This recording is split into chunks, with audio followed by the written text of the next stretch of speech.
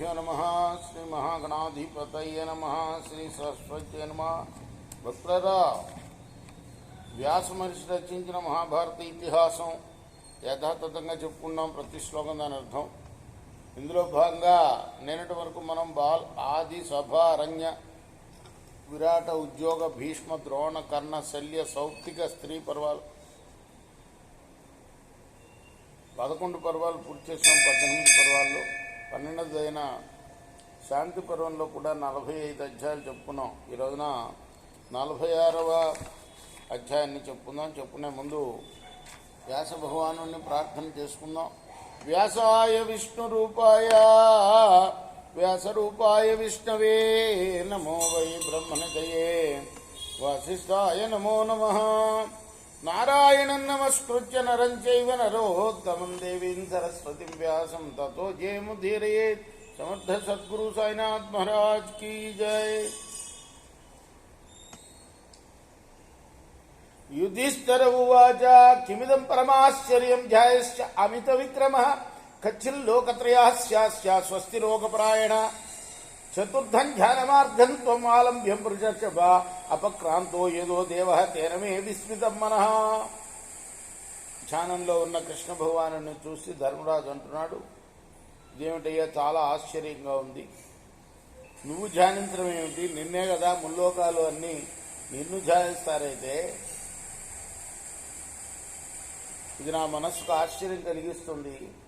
నిగృహీతో హి వాయుస్తే పంచకర్మా శరీరగ ఇంద్రియాన్ని ప్రసన్నాని మనస స్థాపితాని చ. శరీరంలో సంచరించే పంచవాయువులు నిలిపివేశావు, అలానే ఇంద్రియాలని మనసులోకి నెట్టేశావు. ఆయన అధోక్షజుడు, ఇంద్రియాలని అణిచివేసేవాడు కదా.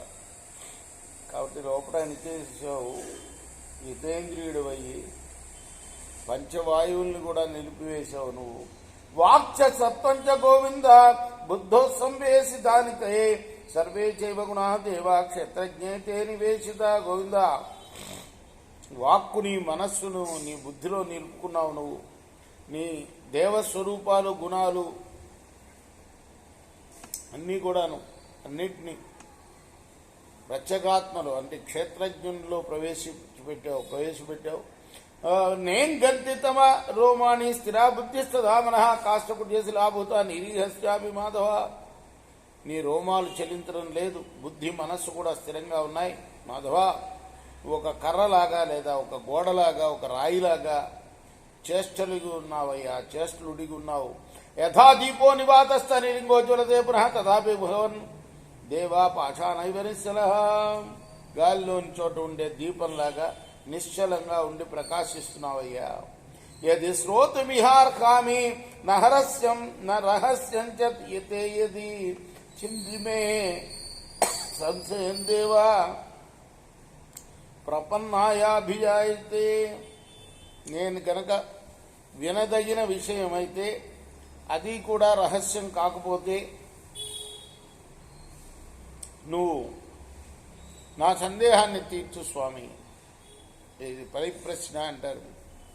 నేను అడిగిన ప్రశ్నకి సమాధానం ఇవ్వటానికి నువ్వు చెప్పింది వినడానికి నేను అర్హుణ్ణి అయితే నాకు వినిపించవయ్యా, నా సందేహాన్ని తీర్చు అయ్యా.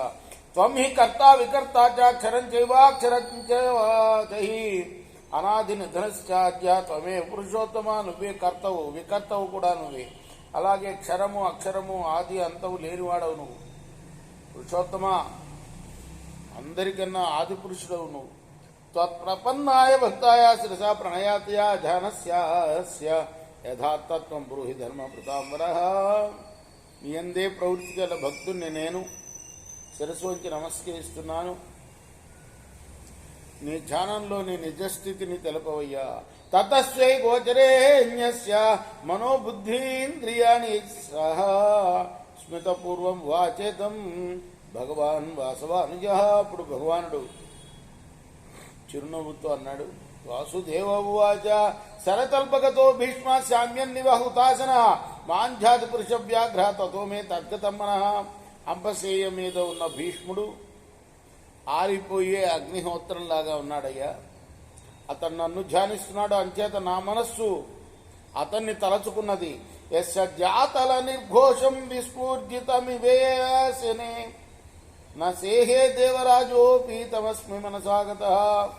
అతని ధనుష్కంకారం పిడుగులు పడినట్లుగా ఉంటుంది. దాన్ని దేవేంద్రుడు సహించలేడు. అటువంటి భీష్ముడు నా మనసులోకి వచ్చాడు.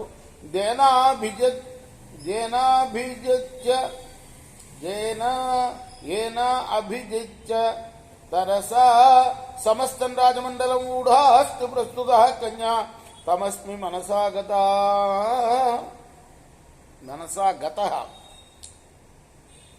రాజ్య సమూహాన్నంతా జయించి కాశీరాజ కన్యలు ముగ్గురిని ఎత్తుకుని పోయిన ఆ భీష్ముణ్ణి నేను మనసులో తలుచుకున్నాను. త్రయోవింశతి రాత్రం యోధయామాస భార్గవ నజరామేణ విస్తీర్ణ తమస్మి మనసాగత. పరశురాముడితో 23 రోజులు పోరాడి కూడా ఓడిపోని ఆ భీష్ముడిని మనసులో తలుచుకుంటున్నాను. ఏకీకృచేంద్రియ గ్రామం మనః సంయమ్య మేధయా శరణం మాముపాగచ్చ తతో మే తద్గతం మనః. ఇంద్రియాలన్నింటినీ ఒకటి చేసి మనస్సును బుద్ధితో నిలిపి నన్ను శరణు వేడిన భీష్ముని నా మనస్సు తలుచుకుంటుందయ్యా. ఇప్పుడు గంగాగర్భ విఘ్నాధారయామాస పార్థివ వశిష్ఠ శిక్షితం తాత తమస్మి మనసాగత. గంగాదేవి అతన్ని గర్భంలో ధరించింది. వశిష్ఠుడు విద్య నేర్పాడు. అదిగో ఆ భీష్ముణ్ణి తలుచుకుంటున్నాను నేను. దివ్యాస్త్రాన్ని మహాతేజ యోధారయతి బుద్ధిమాన్ సాంగాశ్చ చతురో వేదాన్ తమస్మి మనసాగత. సాంగోపాంగంగా వేదాల్ని చతుర్వేదాలని కూడా చదువుకున్నాడు ఆయన. ఆ భీష్మ మహాశయుడు దివ్యాస్త్రాలను పొందాడు. మహాతేజస్వి. అదిగో ఆ బుద్ధిమంతుణ్ణి ధారణ చేస్తున్నాను నేను. రామస్య దయతం శిష్యం జామదజ్ఞస్య పాండవ ఆధారం సర్వ విద్యానాం తమస్మి మనసాగత. సహిభూతం భవిష్యచ్చ భవచ్చ భరతర్షభావేత్య ధర్మ విదాం శ్రేష్టం తమస్మి మనసాగత. తస్మిన్ హి పురుష వ్యాఘ్రే కర్మభిస్త్వైర్ధ్రువం గతే భవిష్యతి మహీపార్థానశ్చ చంద్రేవ శర్వరీ తద్ ఉదీశ్వరగాంగేయాం భీష్మం భీం పరాక్రమం అభిగమ్యోపసంగృహ్య పృచ్ఛయత్తే మనోగతం. చాతుర్విద్యం చాతుర్హోత్రం చాతురాశ్రమ్యమేవ చ రాజధర్మాంశ నిఖిలాన్ పృచ్ఛేనం పృథ్వీపతే. తస్మిన్నస్తమితే భీష్మే కౌరవాణాం దురంధరే జ్ఞానాన్యస్తం గవిష్యంతి తస్మాత్ త్వాం చోదయామ్యహం. తశ్రుత్వా వాసుదేవస్య తథ్యమచనముత్తమం దాస్తు సాశ్రుకంఠ సధర్మజ్ఞ జనార్దనం ఉవాచ. జమదగ్ని కొడుకైన పరశురాముడికి ప్రియ శిష్యుడు, సర్వ విద్యలకు ఆధారమైన భీష్ముణ్ణి మనస్సులో భావించానయ్యా. అతను భూత భవిష్యత్ వర్తమానాలన్నీ కూడా తెలిసినవాడు. ధర్మం తెలిసిన వాళ్లలో పరమోత్తముడు. అతన్ని నేను మనసులో ధ్యానించాను. ఆ ఉత్తమ పరుషుడు తన కర్మల చేత స్వర్గానికి వెళ్ళిపోతే ధర్మరాజా ఈ భూమి అంతా కూడా చంద్రుడి రాత్రిలాగా అవుతుందయ్యా.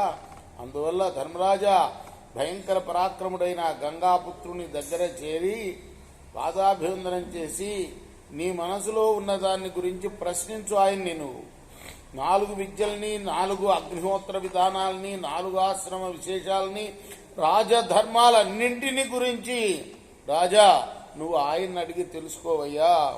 కురువంశ భారం అంతా కూడా మూస్తున్న పెద్ద దిక్కు భీష్ముడు అస్తమిస్తే జ్ఞానాలన్నీ అస్తమించిపోతాయి. అంచేత నిన్ను ప్రేరేపిస్తున్నాను. ఆయన దగ్గరికి వెళ్ళు, జ్ఞానాన్ని పొందు. ఆయన నుంచి ఉత్తమము సత్యము అయిన కృష్ణుని మాట అలా వినేసరికి ధర్మరాజుకు కన్నీటితో నోట మాట రాలే.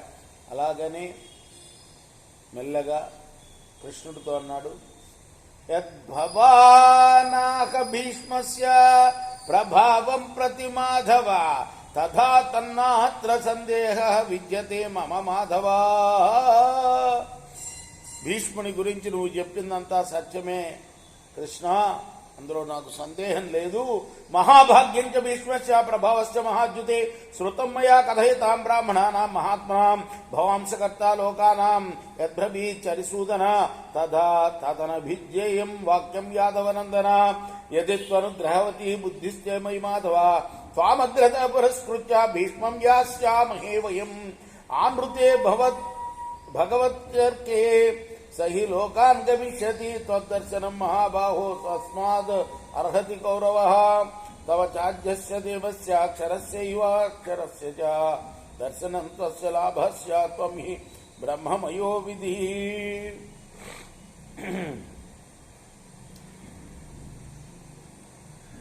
భీష్ముని యొక్క మహాభాగ్యాన్ని గురించి ఆయన ప్రభావం గురించి మహాత్ములైన బ్రాహ్మణులు చెప్పగా ఇదివరకు నేను విన్నాను. ఇప్పుడు నువ్వు స్వయంగా చెప్తున్నావు. నువ్వు లోకాలకి కర్తవి కాబట్టి ఇందులో ఆలోచించాల్సిన విషయమే లేదు. నా మీద నువ్వు అనుగ్రహంతో ఉన్నావు కాబట్టి నీ మాట ప్రకారం నేను భీష్ముని దర్శిస్తాను. ఉత్తరాయణం వస్తే అతడు పరలోకానికి వెళ్ళిపోతాడు. అందువల్ల ఆ కురువంశోత్తముడు నీ దర్శనం ఇప్పుడే పొందదగినవాడు. నువ్వే ఆద్యుడివి, నువ్వే దేవుడివి, నువ్వే క్షరుడివి, నువ్వే అక్షరుడివి. నీ దర్శనం ఆయనకు లాభం అవుతుంది. నువ్వు బ్రహ్మమయమైన నిధివి అంటే నువ్వు కూడా నాతోటి రావయ్యా, ఇద్దరం కలిసి దర్శిద్దాము అంటున్నాడు భీష్ముడు అన్నమాట. వైశంపాయన ఉవాచ శ్రుత్వైవం ధర్మరాజస్య వచనం మధుసూదన పార్శ్వస్థం సాత్యకిం ప్రాహ రథో మే యుజ్యతామతి. ధర్మరాజు మాట విని కృష్ణుడు పక్కనే ఉన్న సాత్యకితో నా రథం సిద్ధం చెయ్యి అని చెప్పాడు. సాత్యకిస్వాసు నిష్క్రమ్య కేశవస్య సమీపత దారుకం ప్రాహ కృష్ణస్య యుజ్యతాం రథయుచ్యుత సాత్యకేరాశు వచో నిశమ్య రథోత్తమం కాంచన భూషితాంగం మసారగల్వర్ కమయై విభంగై విభీషితం హేమ నిబద్ధ చక్రం దివాకరాంశు ప్రభమాశుగామినం విచిత్ర నానామణి భూషితాంతరం నవోదితం సూర్యమివ ప్రప్తాపితం విచిత్రతాక్షద్వజనం పతాకినం సుగ్రీవ సైభ్య ప్రముఖైర్వరారస్వై మనోజవై కాంచన భూషితాంగై సంయుక్తమానే సంయుక్తమావేదయదచ్యుతాయ కృతాంజలిర్దారుకో రాజసింహ. కృష్ణుని దగ్గర నుండి సాత్యకి వెంటనే వెళ్ళి దారుకుడితో రథం సిద్ధం చేయమని చెప్పాడు. సాత్యకి మాట విని వెంటనే అతడు బంగారు రథాన్ని సిద్ధం చేశాడు. ఆ రథం మరకత మణులు, చంద్రకాంత మణులు, సూర్యకాంత మణులు పొదిగి ఉన్నది. చక్రాలకు బంగారు తొడుగులున్నాయి.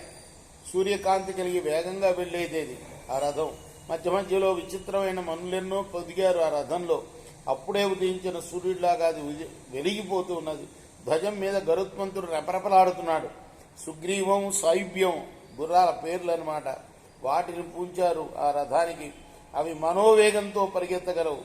వారికి బంగారు తొడవులు కూర్చారు వాటికి. అటువంటి రథం సిద్ధం చేశావని చెప్పి దారుకుడు నమస్కరించి నిలబడ్డాడు. ఇది శ్రీ మహాభారతే శాంతి పర్వణి రాజధర్మానుశాసన పర్వణి మహాపురుషస్థవే షట్చత్వారింశోధ్యాయ. ఇది వ్యాస మహర్షి రచించిన మహాభారత ఇతిహాసంలోని శాంతి పర్వంలోని 46వ అధ్యాయం. రేపు 47వ అధ్యాయం చెప్పుకుందాం. కృష్ణార్పణమస్తు. సాయి కృష్ణార్పణమస్తు.